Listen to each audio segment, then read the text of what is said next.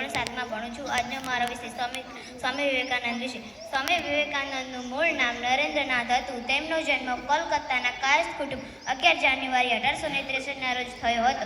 તેમના પિતાનું નામ વિશ્વનાથ દત્ત અને માતાનું નામ ભૂમેશ્વરી દેવી હતું. નરેન્દ્રનાથ ખૂબ જ રૂપાળા હતા. ગોળ ભરાવદાર ચહેરો, મોટી તેજસ્વી આંખો, તંદુરસ્ત શરીર તે મધુર અવાજ તે તેમની ઓળખ. તેઓ ભણવામાં ખૂબ જ તેજસ્વી હતા. તેમને વાંચવાનો ખૂબ જ શોખ હતો. તેમની યાદશક્તિ પણ ખૂબ અદ્ભુત હતી. તેઓ એકવાર પુસ્તક વાંચતા અને તેમને બધું યાદ રહી જતું. તેઓ નીડર હતા. પોતે અનુભવ ન કરે ત્યાં સુધી કોઈની વાતને સાચી માનતા નહીં.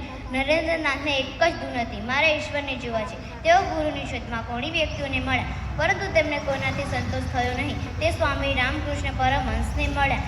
નરેન્દ્રનાથને તેમનામાં સાચા ગુરુના દર્શન થયા. તેઓ 23 વર્ષની વયે ભગવા વસ્ત્ર ધારણ કરી સંન્યાસી બની ગયા. સ્વામી રામકૃષ્ણ પરમહંસે તેમને વિવેકાનંદ નામ આપ્યું.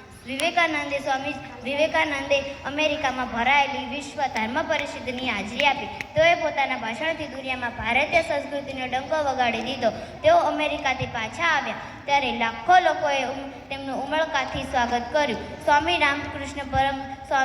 વિવેકાનંદજીએ રામકૃષ્ણ મિશનની સ્થાપના કરી. તે સંસ્થા આજે પણ શિક્ષણ અને સેવાના કાર્યો કરે છે. સ્વામી વિવેકાનંદજીએ પુરુષોને સૂત્ર આપ્યું, ઉઠો, જાગો અને ધૈર્ય પ્રાપ્તિ સુધી મંડ્યા રહો. સ્વામી વિવેકાનંદજીનું નાની ઉંમરે અવસાન થયું. તેઓ સાચા દેશભક્ત હતા.